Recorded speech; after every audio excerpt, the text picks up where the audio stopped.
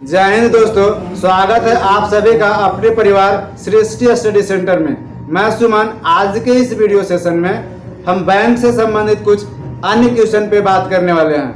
पिछला वीडियो में हमने बैंक के इतिहास के बारे में पढ़ा था, जिसमें मुख्य रूप से बैंक का उदय पहली बार किस देश में हुआ था, भारत में बैंक का प्रणाली का विकास कैसे हुआ, किस बैंक का गठन किया गया और बैंक को चलाने के लिए आरबीआई द्वारा किस एक्ट को बनाया गया और किस एक्ट के तहत बैंकों पर आरबीआई का नियंत्रण रहता है। इन सभी प्रश्नों को हमने पिछला वीडियो में देखा था। आज हम मुख्य रूप से बैंकों का राष्ट्रीयकरण, चौका प्रणाली क्या होता है, दार्शनिक प्रणाली क्या होता है, भारत में इस प्रणाली को कब लागू किया गया, इसके बाद फिर अंकित चित्र जो रुपया होता है 7 से 8 प्रकार का नोट होता है, उस सब पर कौन कौन सा चित्र किस के नोट पर अंकित किया गया है उसके बारे में पढ़ेंगे। इसके बाद भारतीय नोटों पर कितने भाषा में लिखा जाता है उसके बारे में पढ़ेंगे। इसके बाद व्यक्ति का फोटो, मतलब जब बैंक प्रणाली आया था, आरबीआई आया था, आरबीआई द्वारा जो नोट जारी किया गया था, तो पहली बार किनका फोटो उस नोट पर आया और उसके बाद किनका फोटो आया, अंतिम रूप से महात्मा गांधी का फोटो नोट पर कब से है, इसके बारे में पढ़ेंगे। इसके बाद आपका सिक्का, इसके बाद सिक्का का ढलाई को टकसाल कहा जाता है, जहाँ सिक्का ढाला जाता है, उसके बारे में। फिर नोट पर हस्ताक्षर, 1 रुपया के नोट पर से 1 रुपया के नोट तथा उसके नीचे के सिक्का पर किसका हस्ताक्षर रहता है और उसके ऊपर के नोट पर किसका हस्ताक्षर रहता है।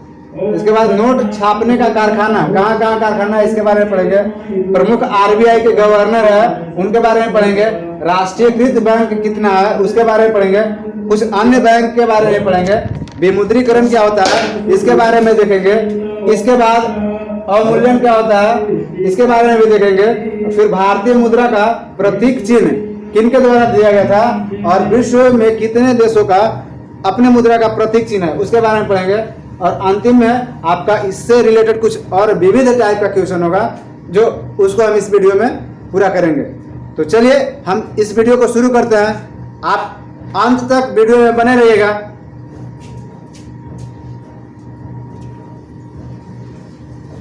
जैसे आपका बैंक था, बैंक के बाद हमको राष्ट्रीयकरण देखना था। बैंक का राष्ट्रीयकरण जैसे करने का मतलब, जब बैंक अंतिम रूप से आरबीआई का नियंत्रण सभी बैंकों पर होना चालू हो गया, तो बहुत सारा प्राइवेट बैंक था जिसे राष्ट्रीयकरण करने का योजना इंदिरा गांधी के द्वारा बनाया गया और पहली बार 14 बैंकों का राष्ट्रीयकरण इंदिरा गांधी के द्वारा 16 जुलाई 1969 ईस्वी को किया गया। अब उन सब बैंकों का एक जमा पूंजी स्थापना, जैसे 50 करोड़ से अधिक जमा पूंजी वाली बैंकों का राष्ट्रीयकरण पहली बार किया गया था इंदिरा गांधी के समय में। इंदिरा गांधी उस समय प्रधानमंत्री थे और जब बैंकों का राष्ट्रीयकरण किया जा रहा था उस समय आरबीआई के गवर्नर जो थे वो एल.के. झा थे। तो आप प्रथम बार बैंकों का राष्ट्रीयकरण के बारे में समझे, जिसमें 14 बैंकों का राष्ट्रीयकरण हुआ 16 जुलाई 1969 ईस्वी को। इसके बाद पुनः 1980 ईस्वी में 6 बैंकों का राष्ट्रीयकरण किया गया दूसरी बार 15 अप्रैल 1980 ईस्वी को 6 बैंकों का राष्ट्रीयकरण किया गया। अब इन बैंकों का राष्ट्रीयकरण किया गया, लेकिन इनकी जमा पूंजी 200 करोड़ से अधिक थी। तो दूसरी बार जो राष्ट्रीयकरण किया गया 200 करोड़ की अधिक जमा पूंजी वाले बैंकों का राष्ट्रीयकरण किया गया। उस समय भी भारत के प्रधानमंत्री श्रीमती इंदिरा गांधी थे और आरबीआई के गवर्नर आई.जी. पटेल थे। तो ये आपका राष्ट्रीयकरण में प्रथम बार और 2 बार बैंक का राष्ट्रीयकरण किया जा चुका है। इसके बारे में हम पढ़ें। इसके बाद हम देखते हैं दार्शनिक प्रणाली, चौका प्रणाली देखते हैं। चौका प्रणाली क्या होता है। अब चौका प्रणाली में मुख्य रूप से पैसा का 4 गुणक के रूप में होता था। पैसा का 4 गुणक होता था। जैसे पहले पैसा चलता था जो प्रेजेंट में, वर्तमान में उसे बंद कर दिया गया है। अब 4 अन्ना मिला करके एक चवन्नी बनाया जाता था, हालांकि हम भी देखे हैं इसे। और 8 अन्ना मिला करके एक अठन्नी, 16 अन्ना मिला करके एक रुपया बनाया जाता था। तो चौका प्रणाली इसी को कहा गया था। यह 4 के गुणक के रूप में रहता था। अब इस चौका प्रणाली को 1957 से बंद कर दिया गया। कब से बंद कर दिया गया? तो चौका प्रणाली को 1957 ईस्वी से बंद कर दिया गया। अब जब चौका प्रणाली बंद हो गया तब उसके बाद दार्शनिक प्रणाली भारत में आया। भारत में दार्शनिक प्रणाली कब आया? तो 1 अप्रैल 1957 को आया और शुरुआत भी दार्शनिक प्रणाली का भारत में 1 अप्रैल को हुआ। इसमें क्या होता था? तो सिक्का के 10 गुणक के रूप में होता था, या अभी भी होता है सिक्का के 10 गुणक के रूप में, जिसमें 10 पैसा गुना 10 पैसा करेंगे तो ये 100 पैसा आएगा। 100 पैसा बराबर आपका 1 रुपया के रूप में हुआ। तो दार्शनिक प्रणाली यही हुआ, सिक्का का 100 गुणक था, सिक्का का 10 गुणक के रूप में था। ठीक है, जिसमें मुख्य रूप से 10 पैसा 5 पैसा ही प्रचलन में था, 10 पैसा था, 20 पैसा, 25 पैसा, 50 पैसा पहले प्रचलन में था। जो वर्तमान में 5 पैसा, 10 पैसा, 20, 25 और 50 पैसा को बंद कर दिया गया है। तो प्रेजेंट में ये आपका पैसा प्रचलन से बाहर है। अब जो पैसा प्रचलन से बाहर आता है उस पैसा को गिफिन मुद्रा कहा जाता है। तो इसे हम गिफिन मुद्रा भी कह सकते हैं। बात समझ में आपको? गिफिन मुद्रा, जो मुद्रा प्रचलन से बाहर है उसे गिफिन मुद्रा के नाम से जाना जाता है। अब इसके बाद हम दार्शनिक प्रणाली देखें। अब हम अंकित चित्र देखते हैं। जैसे भारतीय नोटों पर कितने प्रकार का भारतीय नोट जारी किया जाता है और उन सभी पर किस किस का चित्रण किया गया है, इसके बारे में हम देखेंगे। जैसे हम देखते हैं तो वर्तमान में आरबीआई 8 श्रेणियों में नोट जारी करती है। वह 8 श्रेणी कौन कौन सा है? तो 5 रुपया का नोट है, 10 का है, 20, 50, 100, 200, 500 और अंतिम रूप से आपका 2000 रुपया का नोट जारी किया जाता है। अब इन्हीं सबों पर किनका किनका चित्रण किया गया है उसके बारे में देखेंगे। तो 5 रुपया के नोट पर वर्तमान में ट्रैक्टर का चित्रण है। अगर आप 5 रुपया के नोट पर को देखते हैं तो उस पर ट्रैक्टर का चित्र मिलेगा। पहले इसी नोट पर हिरण का चित्र था, जिसमें काला हिरण को दर्शाया गया था, जो प्रेजेंट में आपका ट्रैक्टर का चित्र अंकित किया गया है। अब आपका 10 रुपया का नोट है। 10 रुपया का नोट नया वाला देखिएगा, उसमें कोणार्क का सूर्य मंदिर को दर्शाया गया है। कोणार्क का सूर्य मंदिर को 10 रुपया के नोट पर दर्शाया गया है। इसके बाद 20 रुपया का नोट आपका आता है, नया वाला है। इसमें एलोरा का गुफा मंदिर है। एलोरा का गुफा मंदिर आपका 20 रुपया के नोट पर दर्शाया गया है। इसके बाद आपका 50 रुपया का नोट है। इसमें हम्पी का रथ मंदिर है। ये हम्पी का रथ मंदिर आपका कर्नाटक में है। एलोरा का आपका गुफा महाराष्ट्र में है। कोणार्क का सूर्य मंदिर आपका उड़ीसा राज्य में है। आप इसको समझ रहे हैं। इसके बाद आपका 100 रुपया का नोट आता है। उसमें रानी की बाव को चित्रण में दर्शाया गया है। रानी की बाव कहने का मतलब प्राचीन समय में राजा महाराजा अपने रानी को स्नान करने के लिए कुआं खोदवाने का काम करते थे। तो वही है रानी का बाव। बाव का अर्थ ही होता है आपका कुआं। तो उसी चीज को 100 रुपया के नोट पर दर्शाया गया है। अब इसके बाद आपका 200 का नोट आता है। 200 के नोट पर सांची का स्तूप को दर्शाया गया है। सांची का स्तूप आपका एमपी में है और रानी का बाव आपका गुजरात में है। ठीक है। इसके बाद 500 का नोट आपका आता है। 500 के नोट पर लाल किला को दर्शाया गया है और फिर 2000 के नोट पर आपका मंगलयान को दर्शाया गया है। तो ये आपका नोट पर कुछ चित्र का अंकन किया गया था, जिसके बारे में हम पढ़ें। इसके बाद फिर हम भाषा के बारे में देखते हैं। भाषा जैसे कहने का मतलब कि भारतीय जो नोट रहता है उस पर कितने भाषा में लिखा गया है उसके बारे में हम देखेंगे।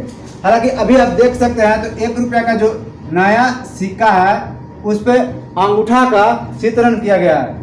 यही 1 रुपया का पुराना सिक्का था, उस पर आपका गेहूं के बाली का चित्रण भी किया गया था, जो प्रेजेंट में उस चीज को नहीं दर्शाया गया है। तो ये चीज था आपका। अब भाषा जो हुआ, नोट पर जो लिखा रहता है वो आपका कुल 18 भाषा बोल सकते हैं, जिसमें आपका 17 भाषा रहता है और एक आपका अंक के रूप में दर्शाया रहता है। जैसे आप नोट को अगर देखते हैं 5 रुपया से लेकर के और 2000 के नोट तक में देखते हैं तो यहाँ आपका जो रहता है, यहाँ पे आपका 15 अंक में 15 भाषा में लिखा रहता है, ऐसे ऐसे कर करके। और यहाँ पे आपका एक साइड में आपका हिंदी में रहता है, एक साइड में आपका अंग्रेजी में रहता है और फिर एक आपका अंक के रूप में भी दर्शाया जाता है। तो कुल भाषा अगर बात किया जाए तो 18 जो होता है वो नोट पर दर्शाया जाता है। ये चीज़ था। इसके बाद फिर हम देखते हैं व्यक्तियों का फोटो। अब जब नोट आरबीआई के द्वारा जारी किया गया था पहली बार, तो उसके बाद भारतीय नोट पर फोटो को दर्शाया गया था।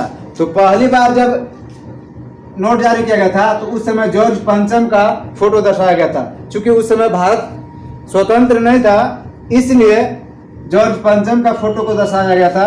अब जॉर्ज पंचम जी का फोटो 1938 तक रहा और 1938 में भी उनको बंद कर दिया गया और 1938 से जॉर्ज पंचम के स्थान पर जॉर्ज षष्ठम का फोटो को छापा गया। अब इनका भी फोटो कुछ समय तक रहा, इसके बाद बंद कर दिया गया। और वर्ष 1947 से जब भारत स्वतंत्र हो गया, उसके बाद से अशोक स्तंभ को भारतीय नोट पर दर्शाया गया। तो ये आपका पहली बार जॉर्ज पंचम, जॉर्ज षष्ठम और फिर आपका अशोक स्तंभ को दर्शाया गया। अब प्रेजेंट में गांधी जी को दर्शाया जा रहा है। तो गांधी जी का पहली बार 500 के नोट पर उनका चित्रण किया गया था वर्ष 1987 ईस्वी में। 1987 ईस्वी में 500 के नोट पर गांधी जी को पहली बार दिखाया गया था। यह नोट पर उनका फोटो छापा गया था। इसके बाद वर्ष 1996 ईस्वी से सभी प्रकार के नोटों पर गांधी जी का फोटो अशोक स्तंभ के स्थान पर छापा जाने लगा। अर्थात कहने का मतलब 1987 में केवल 500 के नोट पर छापा गया था। 2000, 1000 और फिर आपका 100, 200, 50 ये सब रुपया पर नोटों पर नहीं छापा गया था। और 1996 से सब नोट से अशोक स्तंभ हट गया और उसके स्थान पर गांधी जी का फोटो छापा गया। तो यही था आपका व्यक्ति का फोटो जो नोट पर अंकित किया गया था। इसके बाद फिर हम देखते हैं सिक्का। सिक्का जो होता है वो मूल रूप से सिक्का, सभी प्रकार का सिक्का भारत सरकार द्वारा जारी किया जाता है। भारत सरकार ही जारी करती है और सिक्का के ढलाई का काम जो था वो वित्त मंत्रालय करता है। ढलाई का काम सिक्का का वित्त मंत्रालय द्वारा किया जाता है। अब सिक्का बना किसका होता है? तो फेरेटिक स्टेनलेस स्टील का बना होता है, या क्यूप्रो निकेल का, या एल्युमिनियम ब्रांज का बना होता है। आपका इसमें 3 तरह का नाम आपका आ रहा है, जैसे फेरेटिक स्टेनलेस स्टील, या क्यूप्रो निकेल, या फिर आपका एल्युमिनियम ब्रांज। आप समझ रहे होंगे इसको।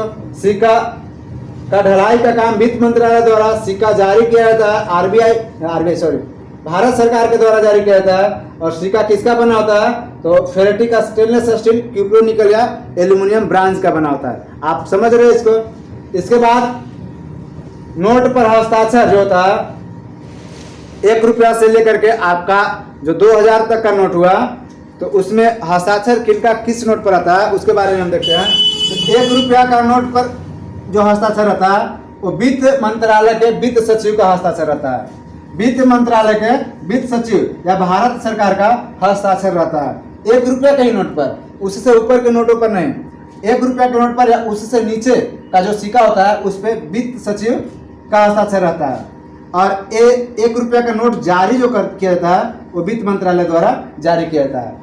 1 रुपया का नोट 1 रुपया या उससे नीचे के नोट या सिक्का किसके द्वारा जारी किया जाता है? वित्त मंत्रालय के द्वारा। उस पर हस्ताक्षर किसका रहता है? तो वित्त मंत्रालय के वित्त सचिव का या भारत सरकार का रहता है।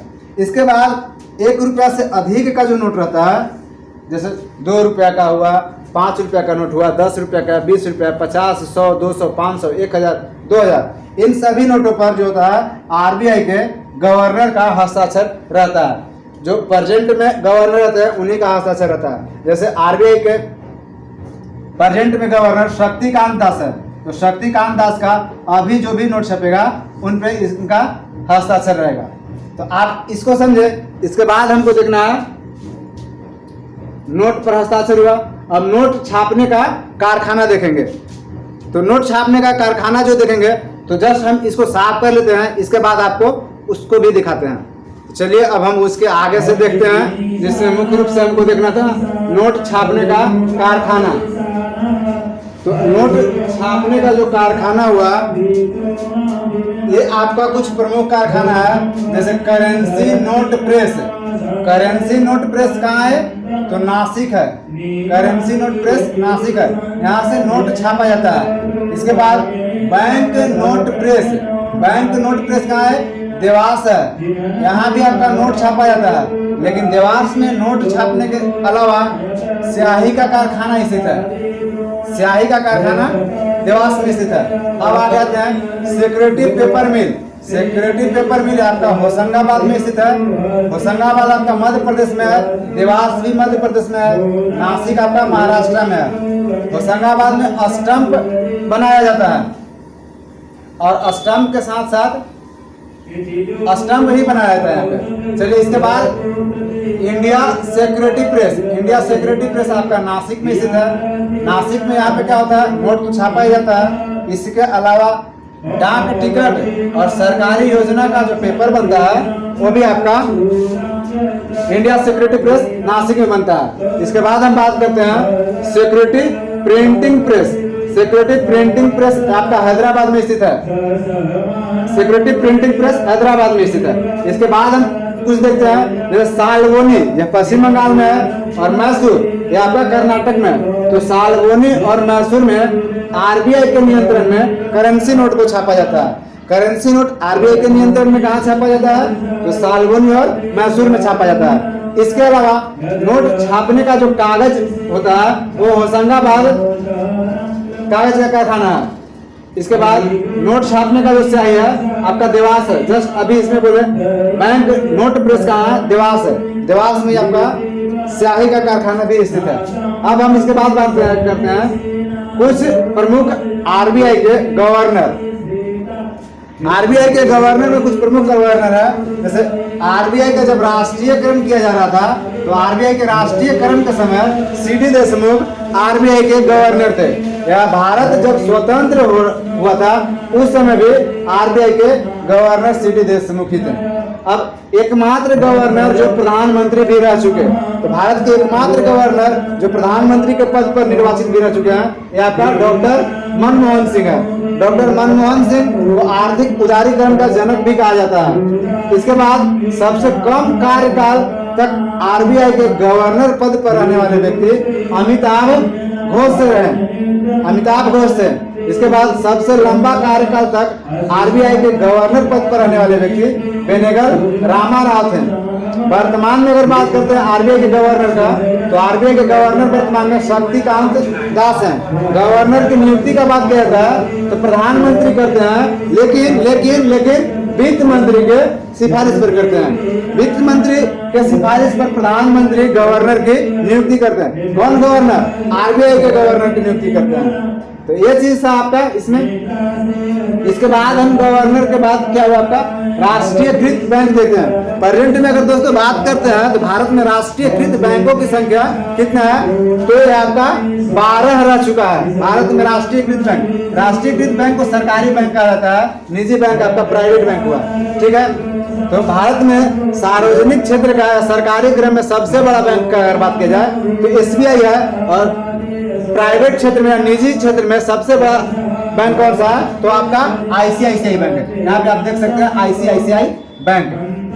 तो एसबीआई हम गठन का बात कर लेते हैं। जो राष्ट्रीयकृत बैंक था उनका गठन कब हुआ था, तो हम पहले देख लेते हैं। राष्ट्रीयकृत बैंक 12 जो है वो कौन कौन है, तो आपका एसबीआई है, state bank of India, Punjab national bank PNB, BOB bank of Baroda, इसके बाद केनरा बैंक, इसके बाद बैंक ऑफ इंडिया, इसके बाद यूनियन बैंक, इसके बाद Indian Bank, Central Bank of India, Indian Overseas Bank, UCO Bank, Punjab and Sindh Bank, इसके बाद Punjab Bank of Maharashtra, Punjab and Sindh के बाद बैंक ऑफ महाराष्ट्र। हम इन सभी बैंकों का गठन का भी देख लेते हैं। किस बैंक का गठन कब हुआ, तो एसबीआई का गठन 1955 में किया गया था। इसके बाद पंजाब नेशनल बैंक का 1894 में किया गया था। बैंक ऑफ बड़ौदा का 1908 में किया गया। केनरा बैंक का बात करते हैं तो 1906 ईस्वी में किया गया था। इसके बाद बैंक ऑफ इंडिया का बात करते हैं तो इसका भी 1906 में ही किया गया था। अब हम यूनियन बैंक का बात देख लेते हैं। तो यूनियन बैंक का गठन जो किया गया था वो आपका 1919 ईस्वी में किया गया था। इंडियन बैंक का जो गठन किया गया था वो आपका 1907 ईस्वी में किया गया था। अब सेंट्रल बैंक ऑफ इंडिया का जो गठन किया गया था वो आपका 1911 ईस्वी में किया गया था। इसके बाद आपका इंडियन ओवरसीज बैंक जो हुआ इसका गठन 1937 ईस्वी में किया गया। इसके बाद यूको बैंक का गठन जो किया गया आपका 1943 ईस्वी में किया गया। पंजाब एंड सिंध बैंक का गठन जो हुआ आपका 1908 में हुआ। इसके बाद बैंक ऑफ महाराष्ट्र का गठन जो हुआ था 1935 ईस्वी में किया गया था। तो ये राष्ट्रीयकृत बैंक था जिसका गठन और राष्ट्रीयकृत बैंकों का नाम के बारे में हम पढ़े। इसके बाद हम अन्य बैंक के बारे में देखते हैं। यही राष्ट्रीयकृत ही बैंक भारत में थोड़ी है, और भी बैंक है, जैसे देना बैंक हुआ, गठन का बात किया जाए 1938 ईस्वी में। ओरिएंटल बैंक ऑफ कॉमर्स हुआ, ओरिएंटल बैंक ऑफ कॉमर्स का गठन अगर बात किया जाए 1943 ईस्वी में। इसके बाद आईसीआईसीआई का बैंक गठन हुआ 1994 ईस्वी में। एचडीएफसी बैंक का गठन हुआ, इसका भी 1994 ईस्वी में ही किया गया। इसके बाद आंध्रा बैंक हुआ आपका, आंध्रा बैंक का गठन 1923 ईस्वी में किया गया था। अब कुछ और चीज है उसका भी बात कर लेते हैं। जैसे LIC का नाम सुने होंगे। LIC का गठन किया गया था 1956 ईस्वी में, और LIC का विलय 2019 ईस्वी में IDBI बैंक में कर दिया गया। IDBI बैंक का गठन किया गया था 1964 ईस्वी में। LIC का मुख्यालय का अगर बात किया जाए तो नई दिल्ली में है। अब GIC एक बैंक आता है, साधारण बीमा निगम, इसका गठन किया गया था 1972 ईस्वी में, साधारण बीमा निगम, ये चीज है। इसके बाद आपका आता है UTI बैंक, इसका 1964 ईस्वी में गठन किया गया था, और इसका नाम बदल करके एक्सिस बैंक कर दिया गया था 2007 ईस्वी में। तो यह आपका कुछ बैंक था। इसके बाद आपका सिडनी बैंक, इसका गठन 1990 ईस्वी में। सिडनी बैंक का मुख्यालय का बात किया जाए तो लखनऊ में इसका मुख्यालय है। अब हम देखते हैं भारत में स्थापित प्रथम महिला बैंक, मतलब भारत में प्रथम बार महिला बैंक का स्थापना कहाँ किया गया, तो आपका मुंबई में किया गया था 2013 ईस्वी में। ठीक है। अब भारत का पहला पेमेंट्स बैंक कौन सा हुआ, तो एयरटेल पेमेंट्स बैंक। हाल ही में किस पेमेंट्स बैंक का स्थापना किया गया, तो जियो पेमेंट्स बैंक का स्थापना किया गया हाल ही में। अब इसके बाद हम देखते हैं, जैसे नोट पे आपका गांधी जी का फोटो अंतिम रूप से सभी प्रकार के नोटों पर 1996 ईस्वी से प्रारंभ हो गया था।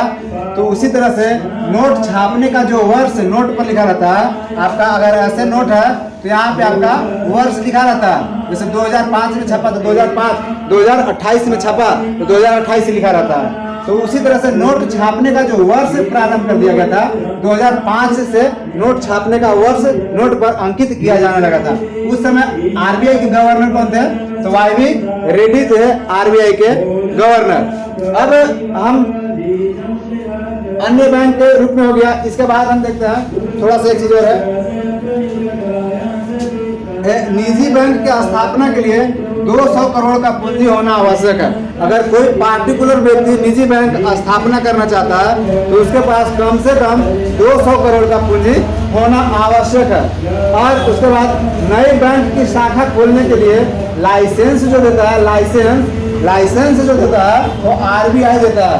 RBI लाइसेंस देने का काम करती है। नई बैंक का अगर शाखा खोलने का बात किया जाए तब RBI को सभी बैंकों का बैंक भी कहा जाता है। तो ये चीज हम देखें। इसके बाद अब जो आपका बचा विमुद्रीकरण, अवमूल्यन और भारतीय मुद्रा का प्रतीक चिन्ह, ये 3 टॉपिक इसमें आपका बच रहा है। और इसके बाद कुछ विविध से रिलेटेड प्रश्न है जो हम आपको अगले वीडियो में बताएंगे। आज इस वीडियो में इतना है। आपको वीडियो कैसा लगा आप कमेंट बॉक्स में कमेंट करके हमें जरूर बताएं। तो आज इस वीडियो में इतना है, फिर मिलेंगे अब अगले वीडियो में। तब तक के लिए धन्यवाद।